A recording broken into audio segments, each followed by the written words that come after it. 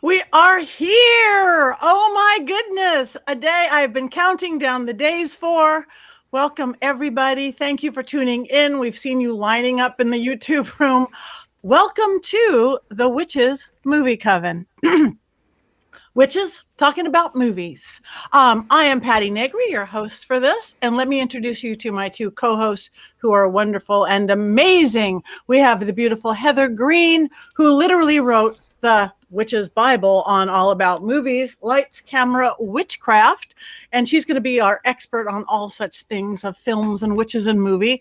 And we have the wonderful witchy Jason Mankey, also author of many books, including The Witch's Book of Spellcraft. And maybe we'll have him talk about a little about what we see with witches in the movies and not in the movies, what they get right, what they get wrong. And the other main person within this Witch's Movie Coven is you guys. We are live. We are live. We want your input. Tell us what you like. Tell us what you don't like. Tell us if you agree with us. Tell us if you don't. Nicely, please. So this is our first time out.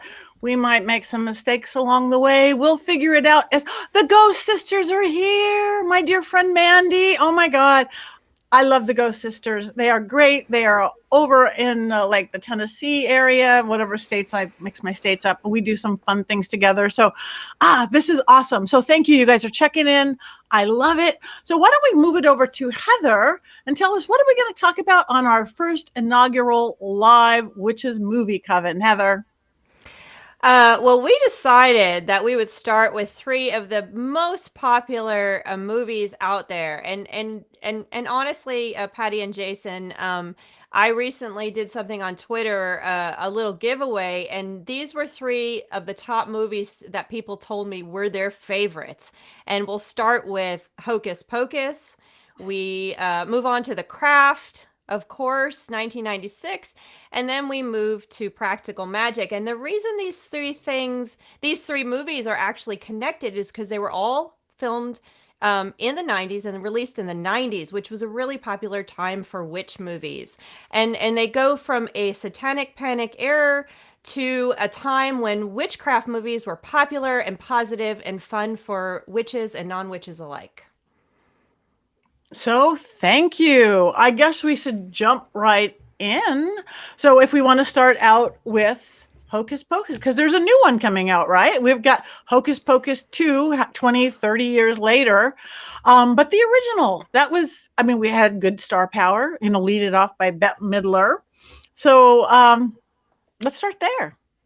Jason, what do you think? What is your first impression out of Hocus the Pocus? Hocus Pocus to me is a Halloween movie because it's big and it's broad and it's not very accurate at all about witches. And the three Sanderson sisters, who are supposed to be like the bad guys or whatever, are not particularly scary. They're people that you want to take to your costume party. Yes, because they had fabulous costumes in all the right colors. And I see somebody's writing, it's a child movie and this and that. Right. It is a good kids movie. It is. I think it's a great kids movie, whether it's good about witches or bad about witches. I mean, I don't think it would turn anybody who was going off that path. I'm not going to be a witch now because the Sanderson sisters eat little kids.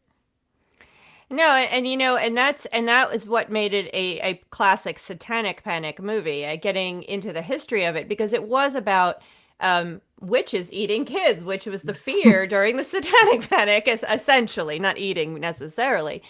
But the interesting thing is, I saw somebody did write, it's a child's movie, and it's a Disney movie that was created for a family friendly audience. But when it came out, it was panned because it was too scary for children and too silly for adults. People didn't know where it went, and it was one of those type of movies similar to The Wizard of Oz, not to bring back to us one of our favorite movies, but similar to The Wizard of Oz, The Witches, which was released around the same time. It was too scary for children. The Sanderson sisters were. But it's a cult favorite now.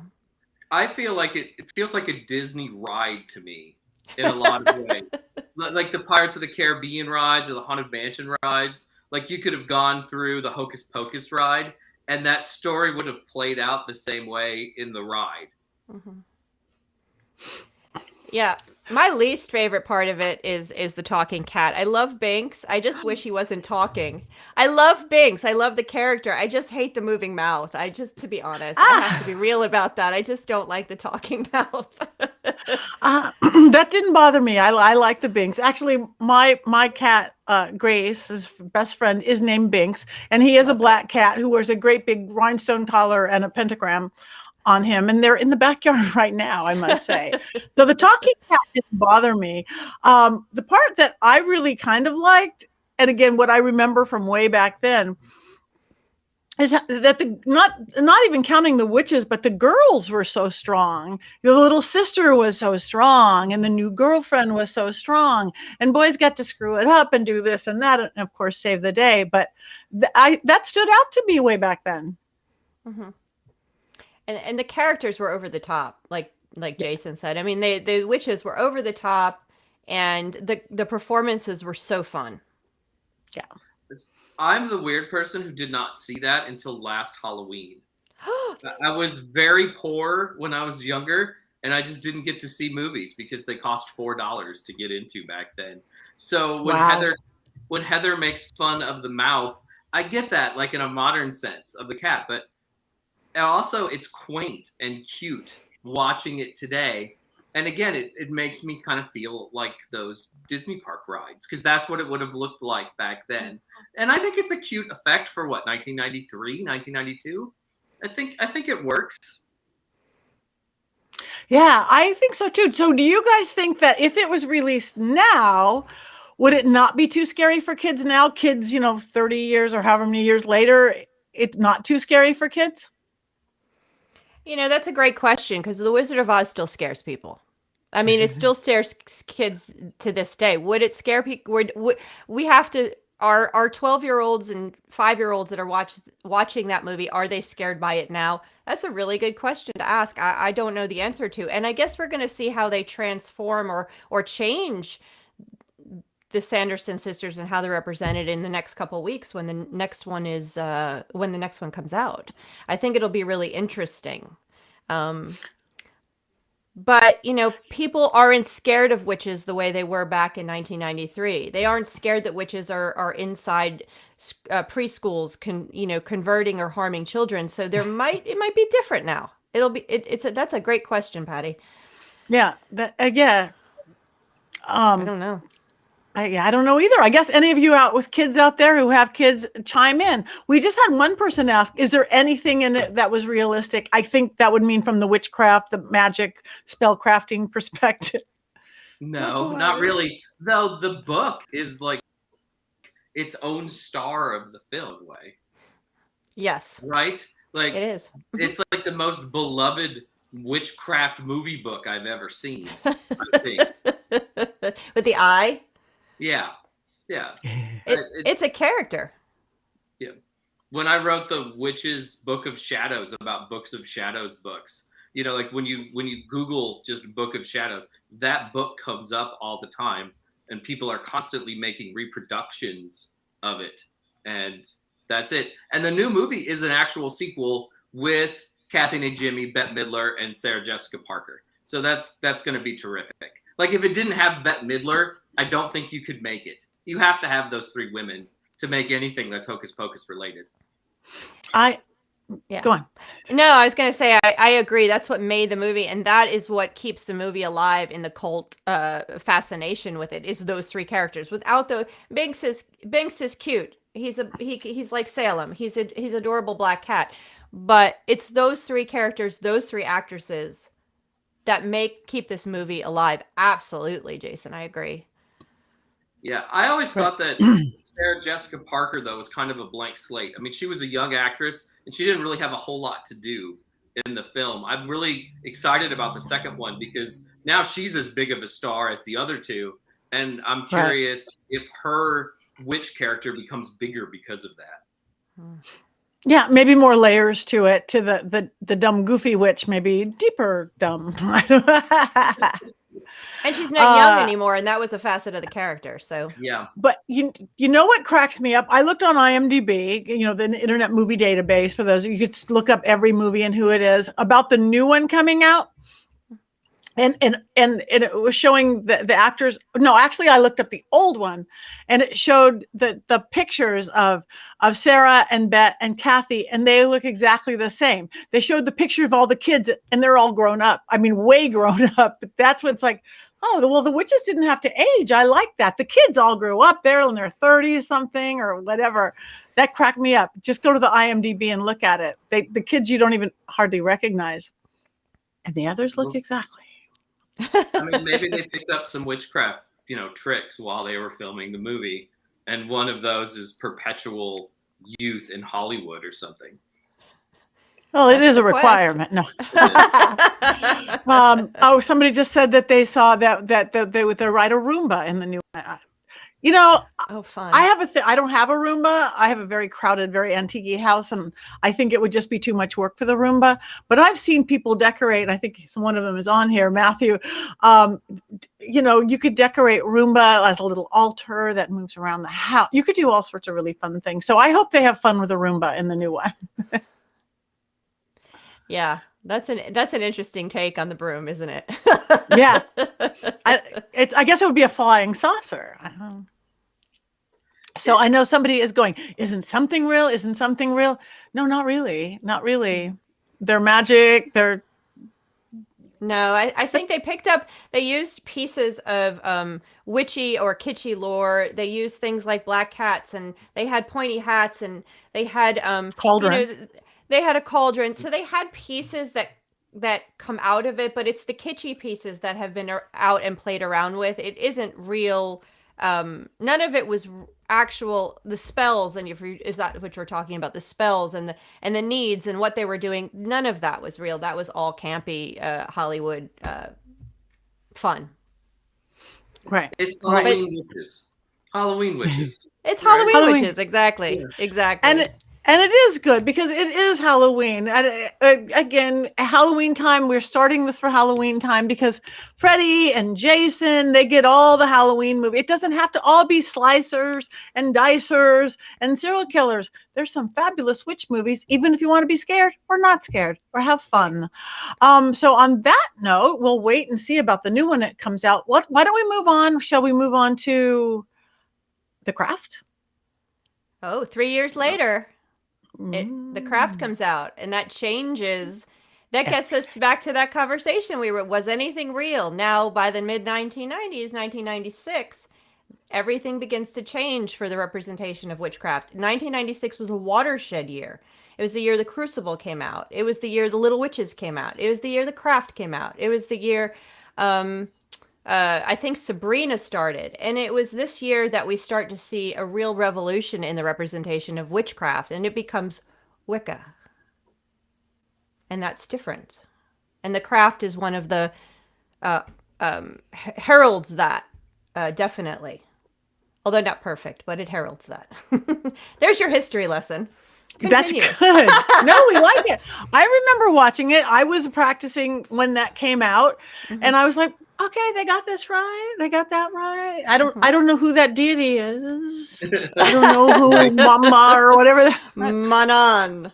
Manon, yes. I don't know who that is, but they're calling the coroners, or it's like, somebody was there figuring it out. To me, that was what made The Craft so amazing. Was I saw things on screen that I was doing in my personal life.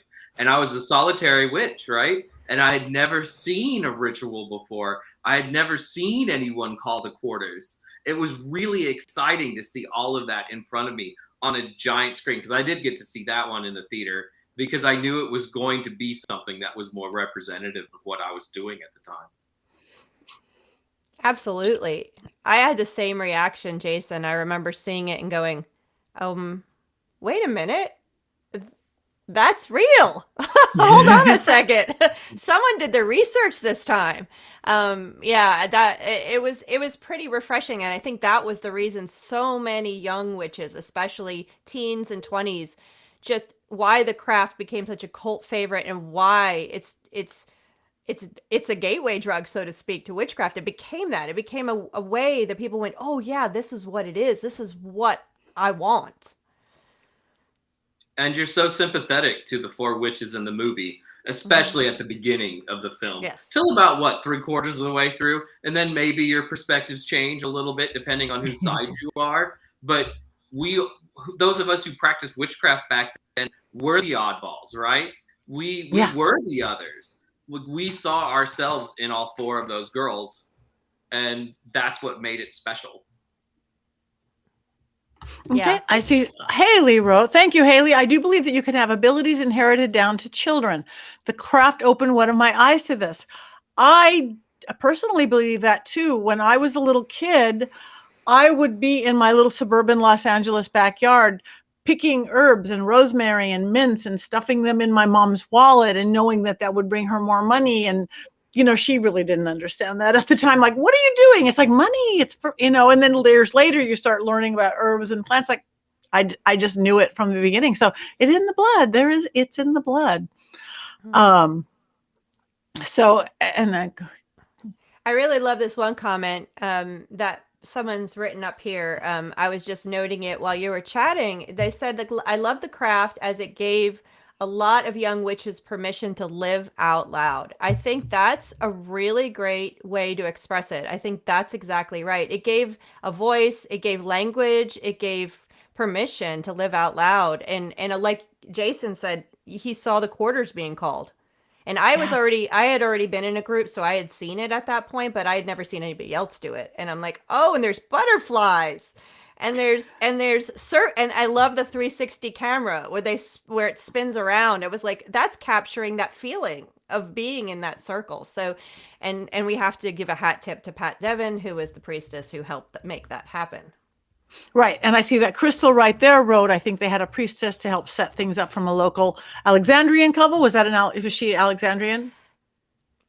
I don't know. I know she was a member of Covenant of the Goddess, which is a national organization for witches. Do you know if she was Alexandrian? I had never heard that before. I knew that she was in COG, but I didn't know that she was an Alexandrian.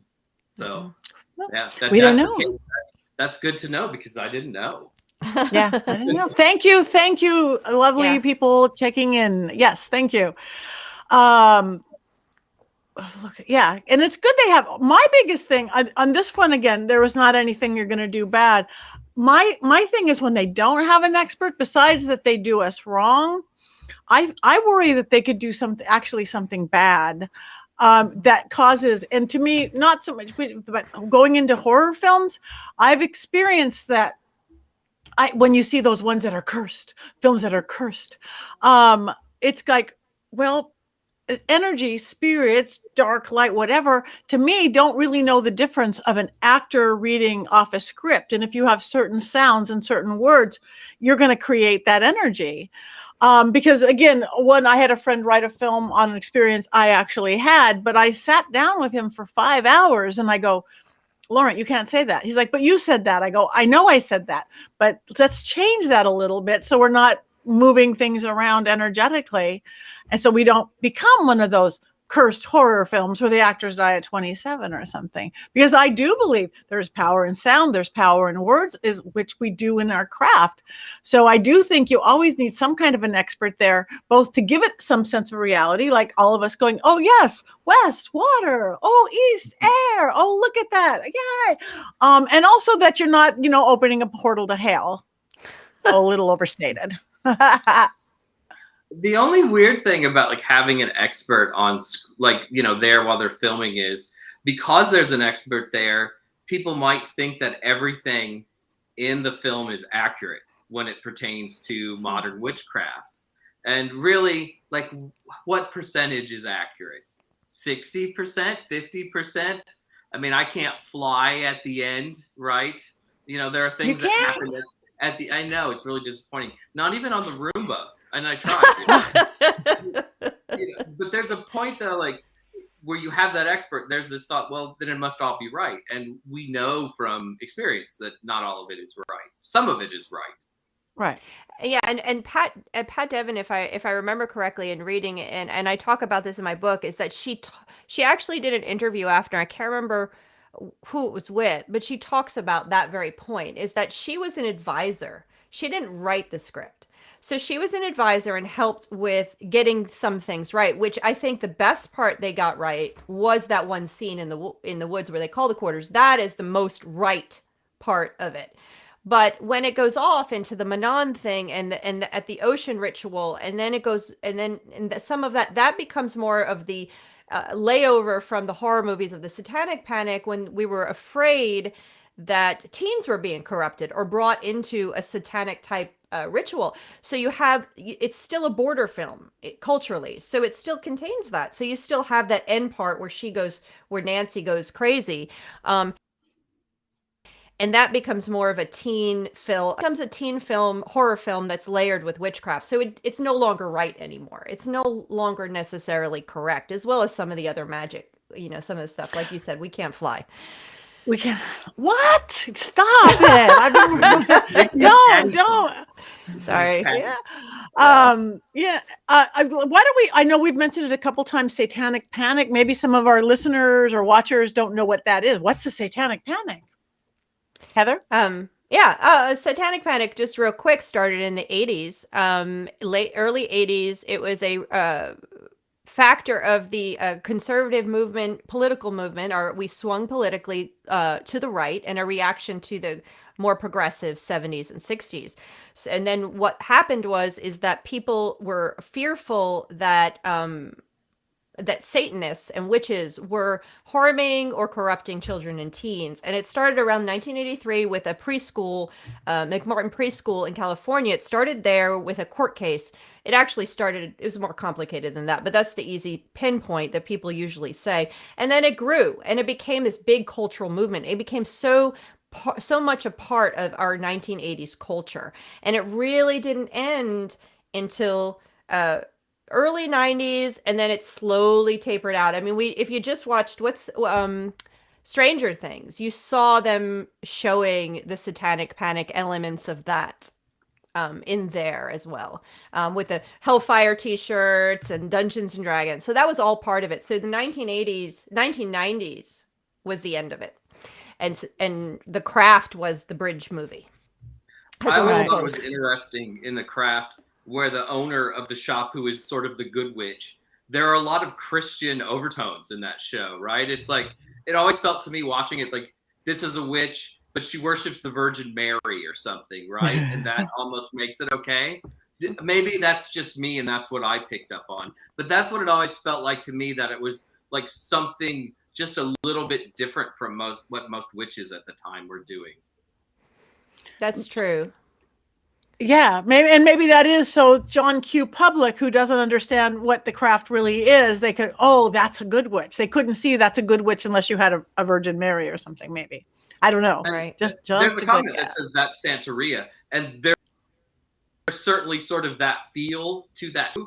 But again, I'm not sure that somebody who owned a Botanica in Los Angeles at the time would have welcomed all of those girls in there, especially with the shoplifting and everything else too. But I think it really did, with all of the criticisms we can have, and of course them using magic to enact revenge and stuff. There's a lot more to it going on as a teen movie, as a exploring teen life and being outsiders, and magic layers onto that. And then you have that magic scene. That beautiful scene stands out in the woods. And I keep referencing it. The one where they go into the field, the butterflies and stuff. There's something so magical about that scene. You could almost lift it out and say, "Oh, this is what did it. This is the magic." I love the knife. The knife is in that scene. It's about trust, right? Like when they come in, they put the knife to their chest, and it's like, do you love these other people that you're with? And if you don't, then you can't come into the circle. You have to trust all of us. And that's real. That is done. I can neither confirm nor deny that is. I'm confirming. Craft secret. Craft secret. Yeah. I also always felt like the beach scene started really well. Yes. Right when they call the quarters and things. And I'd always have dreamed of recreating that scene with my own witches, right? Like, and just to be there at the ocean and stuff. It's beautiful. And then it breaks down into Manon, and we all get disappointed. But the beginning of it is really nice. So would you be beautiful. Nancy in that scene then if you reenact it? I don't know who I would be. That's a good question. My wife would probably have to be Nancy. No, and I mean, I'm an LA girl. I really did start it out with this little group called Long Beach Women's Spirit, and we would do at the beach. So that was like home, yes. And then the special effects got way more than special effects we ever had. It's like, well, we don't get those tornadoes of what, you know. But I think the other fun part of it is that they explored. I don't even know the word for it. Some of the teenage games that a lot of teens play, regardless of whether they're exploring witchcraft. Light as a feather, stiff as a board. They did that, and they do. And a lot of this stuff is very much part of teenage life, exploring the outer realms, exploring their power, whether you're a witch or not. And so everybody did light as feathers, stiff as a board. And then there was another one where we did this. So in Light as a Feather, if you haven't seen the movie, usually 3 or 4 people, one person lays flat, and in the scene it was Rachel True's character, Rochelle. She lays flat, and then the other 3 witches put their fingers, and it's just this right under the body, and you start chanting light as a feather, stiff as a board, light as a feather, and you continue chanting this, and then the person's supposed to rise up. I have seen it done mostly unsuccessfully when I've seen it done, but I have to admit that we did it as teens as well. We did it as teens as a party game, and I saw it as a very much an adult, and they picked up, and it was this big fundraiser, this big Hollywood thing. And they didn't do that. We started out with, I think she's dying. I think she's dying. I think she's dead. I think she's dead. And then we went into the light as a feather, stiff as a board. But that's how we did it as kids. And we thought we were able to get them lifted up amazingly well for 2 fingers. But I was years later, and this was still years ago, I was at this big high-end fundraiser thing for something. Muhammad Ali was there. And it was a real kind of a spiritual woogity, not witchy per se, but more new agey. I saw Muhammad Ali lifted up with 2 fingers by this little, this big, strong, all muscle boxer. I watched that. I mean, they didn't do this, the stiff as a board thing, but they did that. They did it in front of my eyes. That's amazing. That's pretty cool. No special effects. I used to do it with my church youth group. Like we'd have overnights. And everybody in the church youth group would always want to do light as a feather, stiff as a board, or they'd want to have seances. And at the time, I'm president of my church youth group, but they saw the occult in me at a young age, and they were like, "Jason, read this." Yeah, it's like seances, the same thing. Yeah.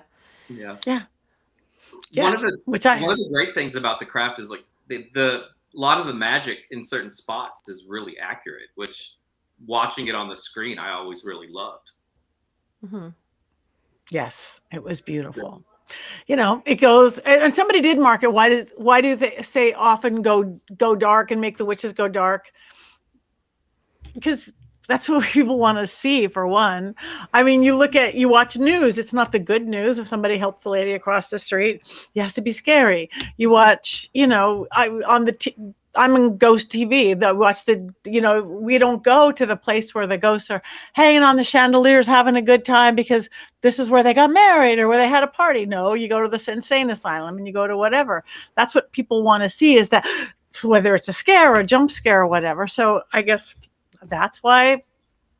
But they don't make us evil the way they used to, right? Most of the time, right? I think we get both now. I think you get a combo. You can't ever get rid of the Wicked Witch character. It's never going away. What I love about the craft, though, is at the end, the movie concludes with the main character, Sarah. She's still a witch. Yeah.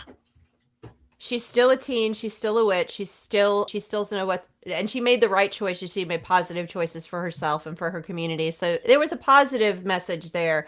Again, it's a teenage movie, If you're good to your friends and you're good to yourself, you win, whether you're a witch or not in this case. So the outcome is the same, but she's still a witch and she didn't have to give up her power, which was the saga of so many witches in the past and movies. I always thought the ending, like parts of it didn't ring true, especially Rochelle's character. Like she had empathy for others. Like the girl on the swim team that she hates, who's racist and terrible, Ben Stiller's wife now. Like, you know, her hair's falling out. And Rochelle like is sad for her at points in the film towards the end. Like it feels like she has remorse watching the expressions on her face.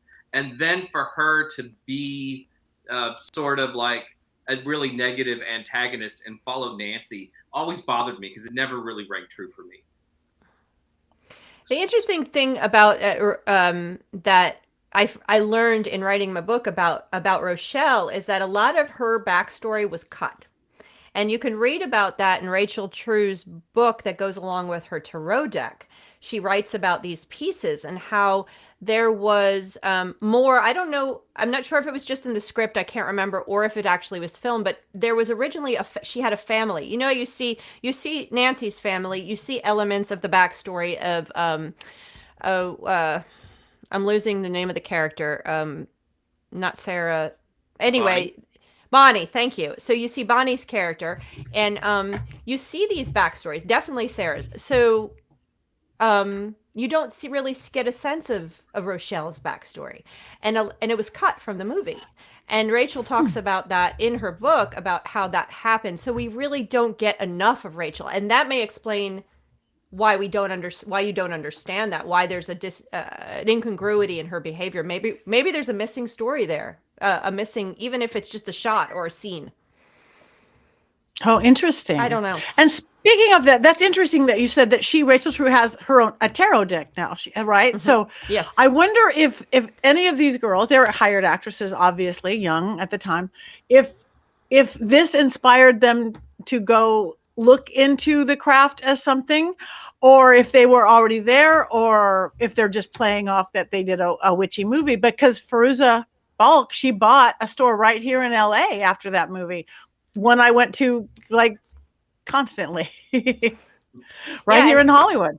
And I read Rachel's book. That's how I know about it. And she talks about having always had a spiritual connection. I don't think this movie, from what I understand, of course, I'm not her, but I believe that she already had some kind of spiritual connection, and this sort of helped it, or just was, not that it helped it. I think this felt right to her. I think that's how she phrased it. It felt right to her playing this character. And yeah, now she has a tarot deck and she's a reader in LA. I can't remember what store. You would probably know that, Patty. The Green Man. Oh, Green Man. Okay. Oh, there you go. You know. That's one of my two favorite stores in LA. Yes. Great. I've been there for years and years and years. Yes. So yeah, somebody what did they just wrote about how it taught the misusing power. So I guess, again, if we're going into morals of stories, how you misuse going into the dark arts, how that's taken away from you. So looking at the points of things. Ooh, Green Man. Yes, people are talking. Hi, Griffin. Hi, Carrie. Hi, everybody. My friends. Yeah. I love that all consequences for the magic that they used. Right. And, you know, some of the lessons were easier to learn than others. But I've had friends who did magic and they had similar results, like the obsessed person that you wanted to fall in love with you. And then you're like, well, maybe that didn't work out. Or the I need money spell. And I know this person who did one of these, and then her husband lost his leg. So they got money, but there were serious consequences to how they got that money. So I love those lessons in that movie. Yeah. It is cause and effect, action and reaction, whatever you want to call it in all the witchy terms. Now we have a question from Raymond Ortiz. I wonder if a witch can draw upon the light and the dark and maintain a balance, walking a dangerous line, but I guess only a few can do it. What is your thoughts on that? Let's go now into the real craft. We are all practicing witches. Can you walk the line of light and dark? Go ahead, Jason. Certainly, I think so. Like the last book that I had published, The Witch's Book of Spellcraft, has some spells in there that some people think are pretty nasty, that are kind of aggressive. Like if a bad thing happens to you, here is something that you can do. And I think those spells are valid. I do think, though, if you live in that world all the time, there are going to be consequences. If all you do is put out negativity, that's probably all that you're going to get in return. So, but yeah, certainly there are times when we need to be more aggressive with our magic as witches. But if that's all we do, I think there are probably negative consequences.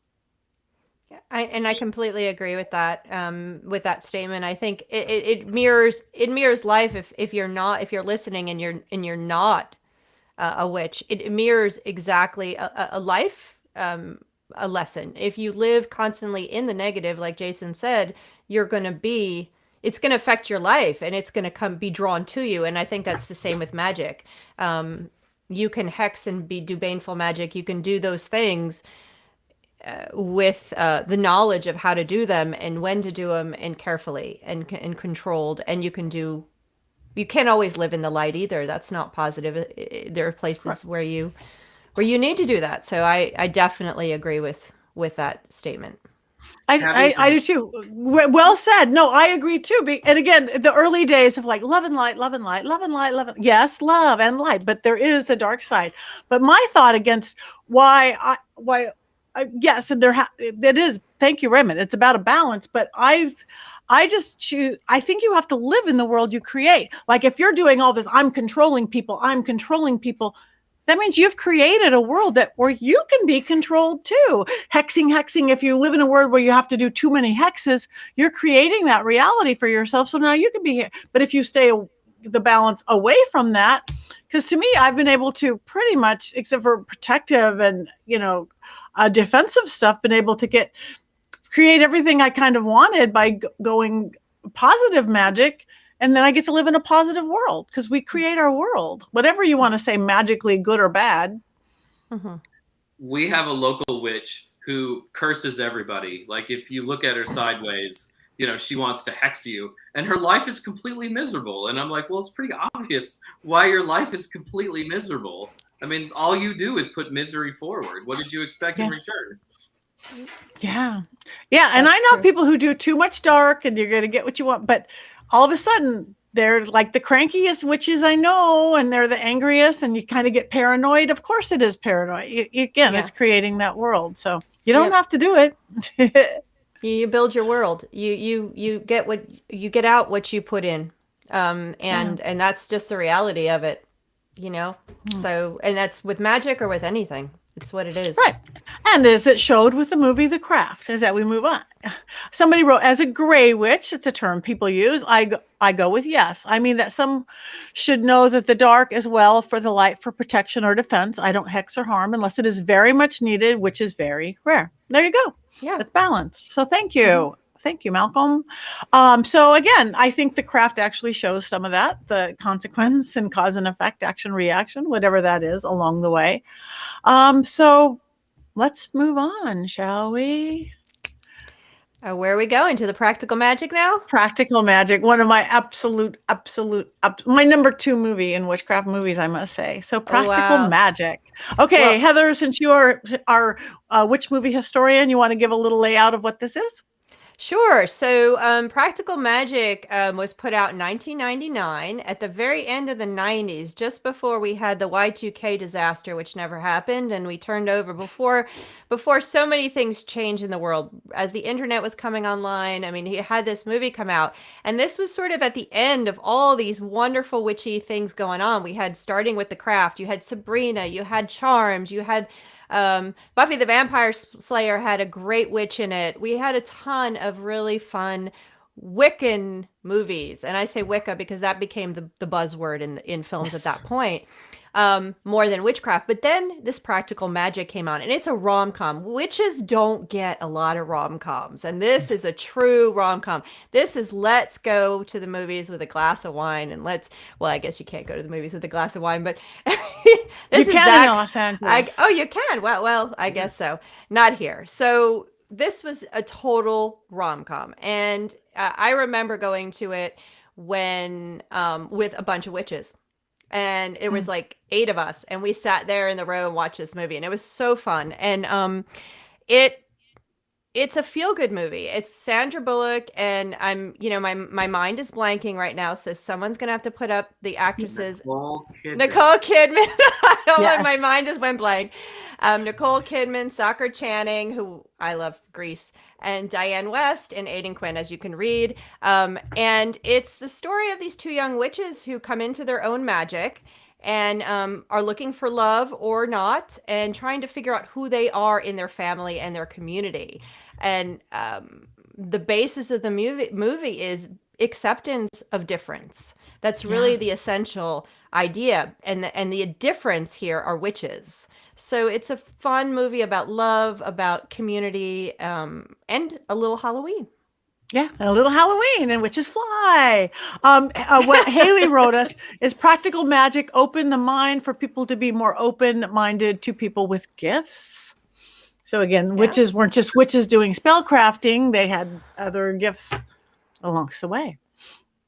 Well, also the movie ends with people accepting the witches, right? I mean, and that's a huge step forward. Instead of, the witches all lose their power and there's only one left, or the Sanderson sisters go back to being dead. Now we're getting to the point where the witches are welcome in the community for the first time, right? It is sort of a bow, like on the gift of the 90s. It is, and it's a normalization of it, and I talk about that in the book. Is this sort of this normalization of witchcraft, because it isn't. This is small town New England is what the premise is. It's a Salem-esque setting. This tiny little town that's this perfect community that once, gives this hint that at some point there was hangings and whatnot. It's this acceptance and normalization. Not only are these witches accepted at the end, they jump off, they're wearing their little hats, it's adorable, but they also have an herb shop that looks like right out of any kind of cute little store you might get in a town. It's this perfect jars, and let me tell you, no witch's cabinet ever looks that perfect. I've never seen one, but it's a perfect little shop, like trendy little shop. They're also PTA presidents and PTA members, and they're head of the call chain. And I was like, wow, a witch is the head of the call chain. That's so cool. They're normalizing the existence of witches as a family. And midnight margaritas. Right. Yeah, and midnight. It's all about the midnight margaritas. I was like, so I think this spell needs midnight margaritas. Yeah, and how her shop was like, what do you do? When Aidan Quinn was asking her, I make, shampoo and lotions and body creams and, with all her herbs and oils. And that is like every corner has one of those now. I don't think they did so much then, but now they do. Yeah. Mainstream. Yeah. They're normal women for the most part. And as people point out, they kill husbands and stuff, but like they could be your neighbors, other than being like two of the most incredibly beautiful women to ever walk the earth. They're very normal people who could live next door to you, which is really different. They're not the goth kids of the craft, right? Now we get the housewives and things, the strong women with kids who live in suburbia or whatever it is. Yeah, it's like an updated Bewitched in that way. It has that element. They're just it's a normalization, except they embrace being witches. Well, I guess Sandra Bullock's character fights it for a while, but I love the scene where they have to do where they have to get the demon out of the dude, and they need 13 witches? They need a crowd of witches. They can't have just the 3 of them or the 2 of them. I can't remember. It was 3 of them at that point. So they're like, we just need brooms, women and brooms, and they get the whole town of women to come in with whatever they might even have had a Roomba. I don't know. I think they had a whatever you call the pre-Roomba, the hand vacuum. Yes, they did. Whatever you call that, yeah. They had all these brooms coming in, and they had all these candles, and all these women came together, and that felt so nice to see women coming together, even though it wasn't. They were witches coming together to do that scene. I'm sorry. They came in the power to do it and create it, and they cast a circle, and it was pretty awesome. Pretty awesome. And yes, Jason has pretty curls. I'm just reading. I just wish I could gather up witches that easily when I need to remove a demon from somebody, right? I mean, wouldn't that be best? Because I'm sure that you two both often deal with that too. all the time. Yeah. all yeah. the time. Yeah. No, I have no problem gathering witches here in Atlanta. We're good. We're on it. They bring all their brooms and stuff. Yeah, I have no problem either. But I live in Hollywood, so hey, you know, it's everybody's got a broom. More curl comments. This is lovely. Oh, Jason, you are our beauty witch. I love this. I think so. I'm on the road. So. I'm in an Airbnb kitchen. I like feel terrible tonight. I'm like, you know, like, is Just my hair wait. good? I just don't feel it. So thank you all. It is good. So you don't have to feel it, you look it, and that's what counts. Yeah. The Witch's Movie Coven with Patti Negri, Heather Greene, and Jason's golden locks. Yes, and Jason's golden locks. So everybody, this is our first live presentation of this. We did a little sneak preview. We pre-recorded something, again, just trying to figure out what we are doing. But maybe as we're still talking about the movie, but we can tell a little bit about each other. Not everybody knows me, but a lot of this audience is pulled over from my Witching Hour audience, which I love you guys, and which you guys have both been guests on, and I hope to have regular guests. But I've been practicing craft for decades. I don't even want to say how many. I think 42 no, I don't know, a long time, decades. I have a school now. I have my podcast. And it is about, my whole gift is about be a witch, don't be a witch. I don't care. It's about take your power back, about empowerment. And again, I even think we're going to get an audience to do really fun things, even if it's talking about witch movies. So why don't you guys introduce yourselves a little, since this really is our first time out, who you are, what you do, maybe a little bit of your past or your background, or what your path. Heather. So I started researching, studying occult practices, and I say that because I started with tarot and astrology back in college, as many people do. I more or less grew up secular, so it was kind of like this was a venture into spirituality, and it really called me, and I loved the tarot, and I loved the astrology, and eventually picked up the Big Blue Book by Buckland and other witchcraft books, and that's all she wrote, and that was good for me. I've studied Wicca, and been studying ever since, and I'm also a film historian, so I have degrees. So at some point I said, wait a minute, I want to merge these two. So that's what led to my book, which we held up. Here it is, Life Camera Witchcraft, because it's a look at, what we're talking about. And that's, to me, was really important to do that from a witch's perspective, because I can look at the movies and say, wait a minute, that's real or that's not real, when someone who hasn't practiced or someone hasn't been involved in the community can't see that. So it really was this was a mission, and the book was a mission and a project of mine that was really important. I'm also an editor at Llewellyn. I work with a lot of wonderful witchcraft and occult authors who write about this stuff, and yes, possibly, hopefully. And I love no, I was pointing at him. I wasn't saying me. I was pointing at Jason. You were saying me. Hopefully one day, but I was pointing at Jason. He's already Llewellyn. Yeah. Yes, and Jason is I am not Jason's editor though. But yes, Jason is a Llewellyn author and one of the many, and there's so many of them, and it's become more than just a spiritual practice and a path. It's become my entire life, which dreams come true, and I love it. I love listening to people's paths and the way they're experiencing it, and like you said, it's a positive path of empowerment, and I think that's key. I love that. Yeah, I do too. And what I learned from your book is that I just didn't realize how many movies involving witches there were back from the creation of movies, right? We'll talk about this as the weeks go on, but from like when movies, like late 1800s, when there were movies, right? They were doing witch movies, right? Yeah, witches have been part of the world since humans been around, and yes, we've had witch movies since 1896 when I got started. And I was surprised as well, and so I love it. I love writing about it. I do the journalism covering it on Religion News Service. I have articles. I love working with. I love being surrounded by this conversation. So I'm so happy to be here, chatting with everybody. Yes, thank you, and thrilled, honored. Happy to have you. Okay, Jason with the golden locks. Why don't you tell everybody who you are? That maybe Sadly, doesn't Heather know. is not my editor at Llewellyn, though we still come into contact with each other there, and she's always encouraging. I loved like the occult and weird things from a young age. I was that kid who always read the books on the Loch Ness Monster and Bigfoot, and right next to those books are the books on vampires, werewolves, and witches. And so I started reading all of that at a young age. I did my first spell between 7th and 8th grades, and it worked, and it scared the crap out of me. And I didn't pick up another witchcraft book for 6 years, but then I did eventually, and fell in love with it almost immediately. I love the history of witchcraft.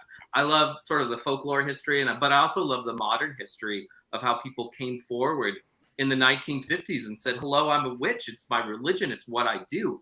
And that's an amazing thing, to be that brave to kind of break those social taboos. And I've always been interested in being a writer. I always thought I'd be a fiction writer. But then after blogging online for a while, I ended up writing books for Llewellyn. And I love to write about history to a degree. I have a book on the history of the Horned God of the Witches, which is probably my favorite. So a book about the history of some traditions. And the latest is about doing magic as a witch and how we break all of that down. And I love just documenting all of those things. I think it's so important to share what we do and to share the little bit that I've learned with other people. It's exciting to be a full-time witch, because that's all I do now Isn't it? I think all of us, this is our profession. Isn't that a trip? Yes. We again, lucky, blessed, we're good Dream witches. come true. Dream come true, really. And Heather mentions the Big Blue Book by Buckland.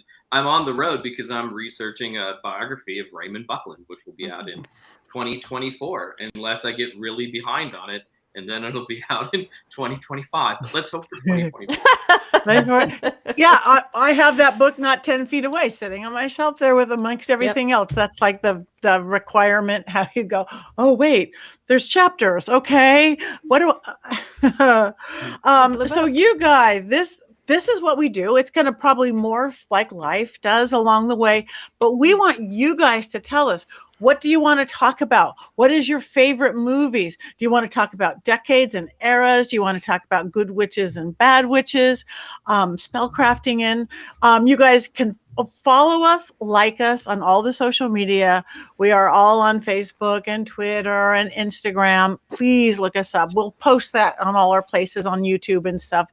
And we want you guys to be as equal part of this with us. And is somebody writing? So Becky, we'd be flocked. We'd be flocked or flogged. Flocked is kind of fun if they throw you in honey and then they put no. So yeah, I'm sorry, I squirrel. I have to get used to these little things. So we have lots to talk about, but we want your input on that. Oh, somebody wants to know what our traditions are. Okay, before we go, we have a few more minutes. If anybody, however much you do or don't want to talk about it. Jason, go first this time. Well, I'm an initiate in a British initiatory tradition, and I also run an eclectic coven where I live in Silicon Valley, California. Like, eclectic Wicca has always been like one of my favorite things, just because it feels like a petri dish where I can try all kinds of different ritual and my poor unsuspecting coven. So, those are my two favorites. I also like Greek reconstructionist things too. One of the things I love about like the magical world is there are all these different places that you can step into. There's all these different ways that you can do ritual or practice magic, and I try to do as many of them as I can. Okay, and while you're doing that, tell people where they can find you. While we're here, we're going to list it anyway. But yes, I'm on Instagram and Twitter at Pan Mankey. That's my last name, Mankey, with the god Pan before that. I'm also on the TikToks periodically. And because I'm an old person, I'm also on Facebook. I'm real easy to find. I'm one of only 4 Jason Mankeys in the entire country. One of the other ones is a minister, and I feel sorry for him, and yet I don't. It makes me really happy. That's great. Look for the witch, Jason Mankey, or Pan Mankey. That's beautiful. Okay, Heather? I am initiate of eclectic Wicca.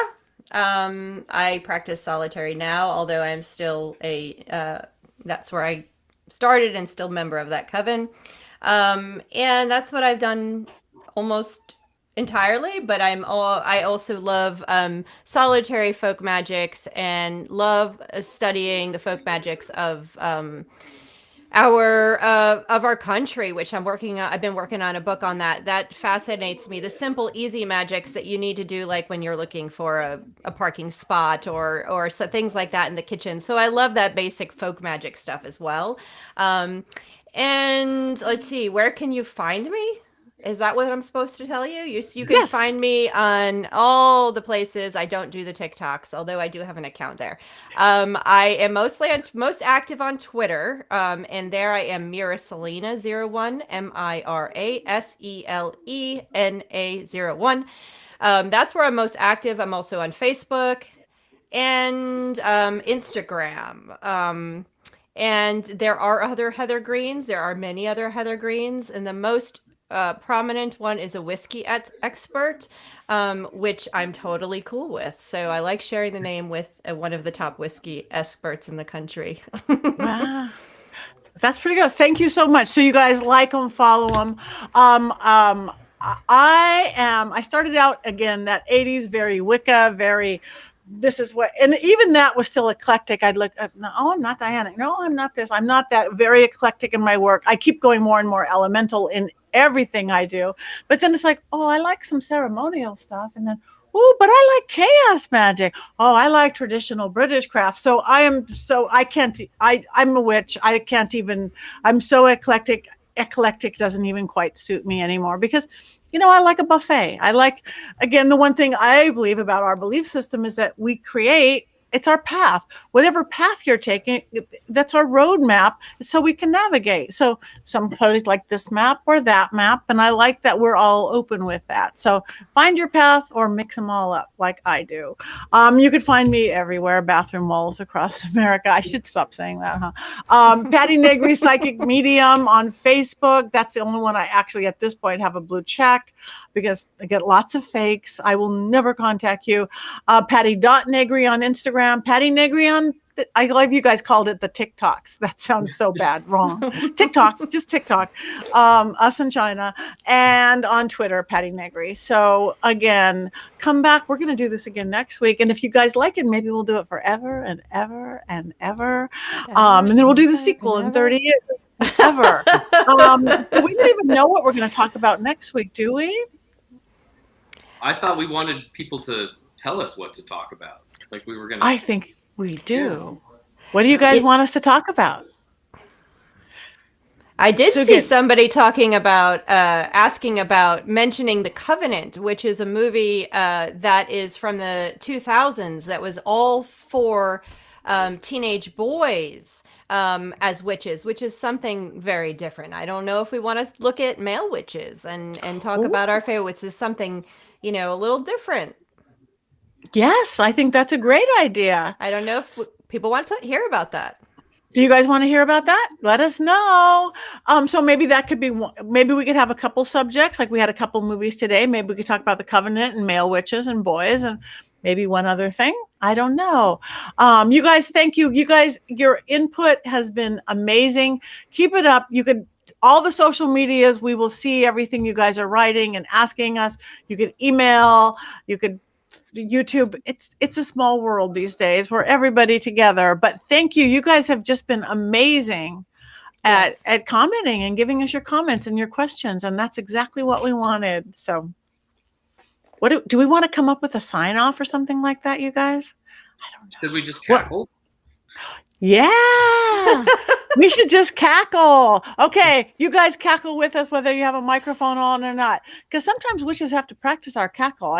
Mine gets rusty sometimes. Okay, 3, 2, 1. Here we go.